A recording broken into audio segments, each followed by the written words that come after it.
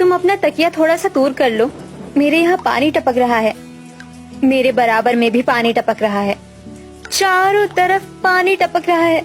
चलो एक काम करते हैं, माँ जी तो सो गई हैं, हम जहाँ पानी टपक रहा है वहाँ पर बर्तन लगा देते हैं। हाँ दीदी, आपने बिल्कुल सही कहा।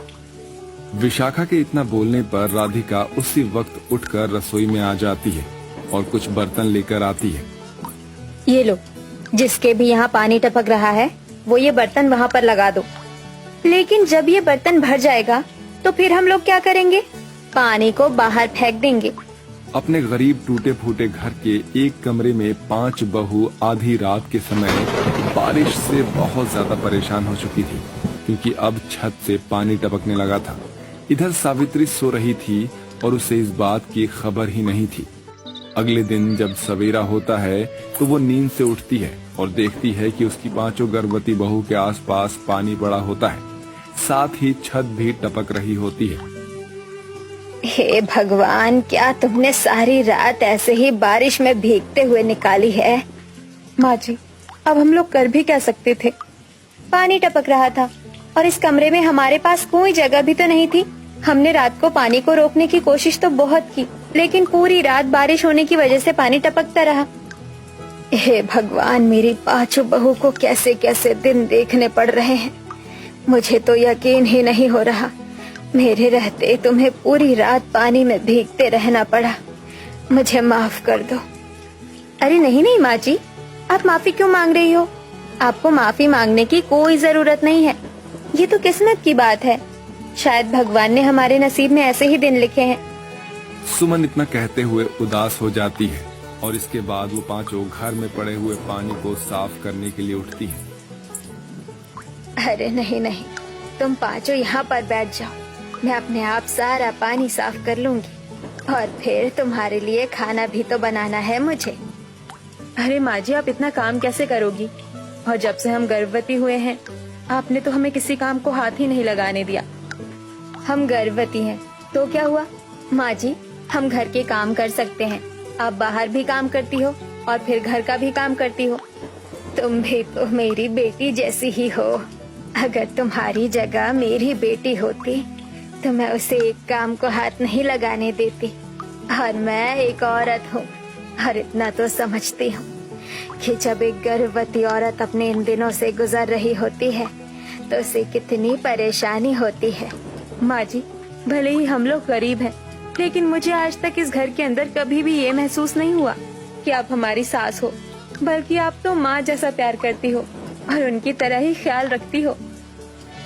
और फिर सबसे अच्छी बात तो ये लगती है कि भले ही हमारा ससुराल एक कमरे का है, लेकिन इस एक कमरे में हमने अच्छे बुरे सभी दिन देखे हैं और हम आगे भी ऐसे ही सभी परेशानियों का मुकाबला करते हुए एक साथ रहेंगे। विशाखा और राधिका की बात सुनकर सावित्री उनके सर पर हाथ फेरती है, जिसके बाद वो घर के अंदर से सारा पानी साफ करती है और खाना बनाना शुरू कर देती है। वो धीरे धीरे खाना बनाकर अपनी 5 बहुओं को खाने के लिए देती है। मैं तुम्हारे लिए कुछ अच्छा तो नहीं बना पाई, लेकिन जितना बनाया है उतने में तुम अपना पेट भर लो। तुम्हारे लिए खाना खाना बहुत जरूरी है। अरे माँ जी, ये क्या, आपने हमें तो खाना दे दिया और खुद कुछ खाया ही नहीं। चलो माँ जी, हमारे साथ बैठकर खाना खा लो। नहीं नहीं, तुम 5 खा लो, मैं तो अपनी मालकिन के यहाँ भी आराम से काम करते हुए खा लूंगी। तभी बहुत तेज बिजली कड़कने की आवाज आती है।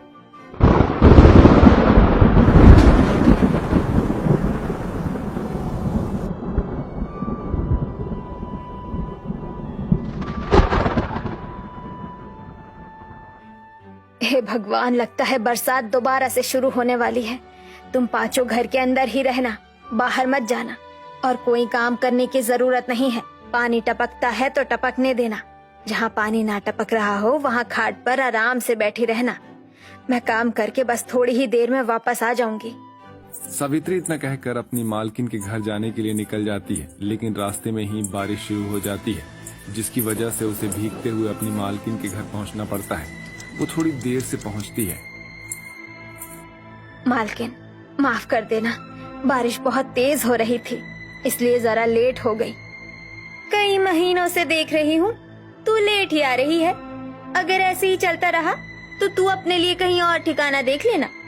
अरे नहीं मालकिन, ऐसा मत कहो। आप तो जानती ही हो, आपके सहारे ही हमारा घर चल रहा है। मेरे तो 5 बेटे शहर जब से गए हैं तब से वो वापस ही नहीं आए हैं और ना ही हमारे लिए पैसे भिजवाए हैं। बस मेरी कमाने से ही मेरी 5 बहू का पेट भर रहा है। अगर तुझे अपनी बहू की इतनी ही चिंता है तो तू समय पर क्यों नहीं आती है? अगर दोबारा तू समय पर नहीं आई तो मुझसे बुरा कोई नहीं होगा, याद रखना इस बात का। मालकिन इतना कहकर गुस्से में चली जाती है। इसके बाद बेचारी सावित्री परेशान होकर काम करने लगती है। काम करने के बाद अपनी मालकिन से कुछ पैसे एडवांस मांगती है। मालकिन, कुछ पैसे दे दो, मुझे अपनी 5 बहू के लिए खाने का सामान खरीदना है। हर बार तेरा यही ड्रामा होता है, तुझे हर हफ्ते पैसे चाहिए होते हैं। इस बार तुझे महीने के दिन ही पैसे मिलेंगे। सावित्री अपनी मालकिन के आगे हाथ जोड़ती है। नहीं मालकिन, ऐसा मत करो। यह हफ्ता, ये 15 दिन मैं कैसे गुजारूंगी? कभी भी कुछ भी परेशानी हो सकती है। मेरी 5 बहू गर्भवती है। बहुत मिन्नतों के बाद उसकी मालकिन उसे कुछ पैसे दे देती है, जिसके बाद सावित्री पैसे लेकर घर आ जाती है, जहां उसकी 5 बहू घर में भरे हुए पानी को बाहर निकाल रही होती है। तभी उसकी सबसे छोटी बहू के पेट में दर्द शुरू हो जाता है। माँ जी, मुझे बहुत दर्द हो रहा है। राधिका की हालत सावित्री से देखी नहीं जाती। हे भगवान, अब मैं क्या करूं? चारों तरफ बारिश हो रही है और पानी भी भरा हुआ है। मेरी बहू की तो हालत और ज्यादा खराब हो रही है। उसे अस्पताल कैसे लेकर जाऊंगी? सावित्री बहुत ज्यादा परेशान हो जाती है। वो नजर घुमाकर यहाँ से वहाँ देखती है, लेकिन उसे कुछ भी समझ नहीं आता। बारिश के पानी से सभी परेशान हो चुके थे। तभी वहाँ से एक ऑटो वाला अपने परिवार को लेकर जा रहा होता है। रुको भाई साहब, रुको, मेरी मदद करो। यहाँ कोई साधन नहीं है। मेरी बहू को लेबर पेन हो रहा है, वो गर्भवती है। उसे हॉस्पिटल ले जाने में मेरी मदद करो। देखो बहन, बारिश का पानी हर जगह भरा हुआ है। कहाँ पर कैसे मेरा ऑटो रुक जाए पता नहीं है। वैसे भी मुझे लग रहा है कि जैसे इंजन में पानी भरने वाला है। लेकिन काम करो, फिर भी तुम अपनी बहू को लेकर बैठ जाओ ऑटो। मुझसे जितना बन पड़ेगा तुम्हारी मदद जरूर करूंगा। आपका बहुत बहुत उपकार होगा भाई साहब। ऐसा बोलकर सावित्री अपनी बहू को लेकर ऑटो में बैठ जाती है। इधर उसकी 4 बहू उससे कहती है, माँ जी, आप राधिका को हॉस्पिटल लेकर जाओ। हम किसी तरह हॉस्पिटल पहुँचते हैं। ठीक है बहू, जरा ध्यान से आना। सावित्री ऑटो में बैठकर हॉस्पिटल निकल जाती है, जहां वो हॉस्पिटल पहुंचकर हड़बड़ाते हुए डॉक्टर से कहती है, डॉक्टर साहब, मेरी बहू की हालत बिगड़ रही है। जरा देखिए ना उसे क्या हो रहा है। तभी सावित्री की 4 बहुएं भी हॉस्पिटल पहुंच जाती है। माँ जी, हौसला रखिए, कुछ नहीं होगा। अब डॉक्टर साहब अपने आप देख लेंगे।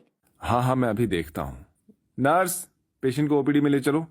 डॉक्टर नर्स के साथ राधिका को ओपीडी में ले जाने वाले होते हैं कि तभी बाकी की 4 बहुओं को भी लेबर पेन शुरू हो जाता है, जिसके बाद और नर्स आती हैं और उन्हें साथ के साथ ले जाती हैं। अब एक साथ सावित्री की 5 बहुओं को बरसात में 5 बच्चे होते हैं। डरने की बात नहीं है, आपकी 5 बहुओं को 5 स्वस्थ बच्चे हुए हैं। भगवान ने आपके ऊपर बहुत अच्छी कृपा की है। इतना कहकर डॉक्टर वहां से चले जाते हैं और सावित्री अपनी बहू से मिलने उनके पास जाती है। अपने पोती पोतियों को देखकर सावित्री बहुत ज्यादा खुश होती है। जैसे ही बारिश रुकती है, सावित्री अपनी 5 बहुओं को अपने घर उनके बच्चों के साथ ले आती है। लेकिन एक कमरे की ससुराल में 5 बहू टपकती छत में अपने बच्चों को लेकर बैठी रह जाती हैं। एक कमरे के ससुराल में मैंने अपनी जिंदगी बिता ली, लेकिन अपने बच्चों को कैसे बताने दूं? जो दुख मैंने देखे हैं वो मैं अपने बच्चों को देखने नहीं देना चाहती हूँ। आखिर कब तक एक कमरे में ये परेशानी देखनी पड़ेगी? इस कमरे में तो बिल्कुल भी जगह नहीं बची।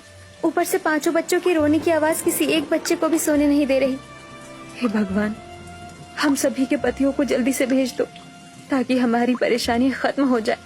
वो सब अपने मन में ये सब सोच ही रहे थे कि तभी उन 5 शहर से वापस लौट आते हैं। घर की हालत देखकर उन्हें भी बहुत अफसोस होता है।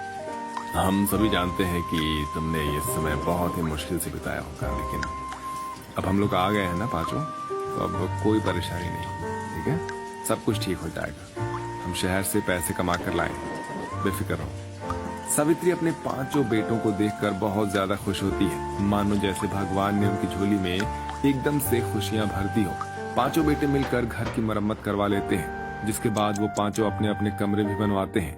अब पांचों बहुएं अपने ससुराल में बरसात में खुशी खुशी बिना किसी परेशानी के रहने लगती हैं।